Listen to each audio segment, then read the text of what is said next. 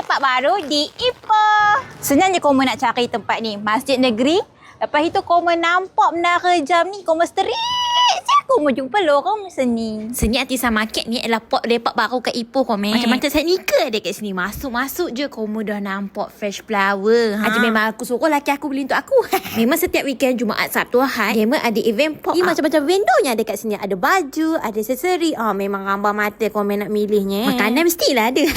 Yang ini cookies. Cookies ni kamu akan dapat fresh-fresh sebab dia membuat dan bakar kat situ juga. Dan kamu jangan risau. Kamu boleh rasa semuanya ada kat sini sebab dia memang ada tester. Yang ini you rasa butter cookie. Sedap komen. Cookies double chocolate ada. Yang ini memang rasa coklat dia tu pure. Cookies coffee pun ada komen. Paling famous cookies matcha. Budak-budak sekarang gemuk matcha. Sikit matcha.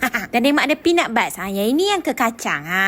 Dan komen ada kuih bakar. Kuih bakar ni mak kopah. Komen mesti komen nak lepak minum kopi-kopi je kat sini pun boleh. You order strawberry matcha latte dan matcha latte. Yang mak strawberry matcha latte ni komen akan dapat betul-betul buah strawberry ni komen. Yang paling you gemuk dark chocolate dia. Yang ini 2 kali aku order 2 cup dark chocolate. Yang ini caramel kemelut latte. Kat atas dia tu memang ada biskut tau. Biskut tu you suruh laki you makan. Lepas tu you order pizza. Pizza Basilico. Pizza Basilico ni famous komen dan dia paling sedap dekat Ipoh. Dulu kedai Dema kat Meru. Sekarang Dema dah pindah dekat sini Atisa Market. Yang ni you order pizza BBQ smoked duck. Pizza Basilico ni tak pernah mengecewakan. Memang seronok aku dapat makan dia. Ini pula pizza smoked duck. Yang tadi BBQ smoked duck. Yang ini smoked duck. Yang ini komen special untuk Disember ni Dema ada pizza. Yang ini lagi terasa smoked duck dia. Tadi ada BBQ. Yang ini tak ada. Ni smoked duck. Ada komen nak makan western kat sini Dema ada chicken tenders. Dema ada fish and chip. Ya Allah, fish and chip ini lembut komen. Isinya komen tengoklah padat. Memang puas lah bila makan tu berbalut. Tender Dema pun kat sini komen gemuk-gemuk. Memang puas makan tu kat sini. Dekat dalam ni Dema pun ada jual perfume. Lumek ni kiranya dia minyak wangi ekstrak tumbuhan. Sebab tu bila komen bau dia rasa dia natural, clean. You suka bau yang lazy gini. Dia rasa lembut je tapi bau dia tu fresh tau. Ini pula perfume The Char Fresh Tea. Ini paling susah untuk komen pakai hari-hari. Bau dia soothing, clean. Bila komen spray pakai minyak wangi ni dia tahan 8 jam. Macam yang dekat Atisa Market ni. Ikan malam pula diorang ada basking kat sini. Memang enjoy lah. Kat sini komen boleh lepak dekat luar dan pelah dalam. Malam New Year nanti memang ada sambutan countdown tu kat sini. Ate apa nunggu lagi? Moh lah. Ate komen.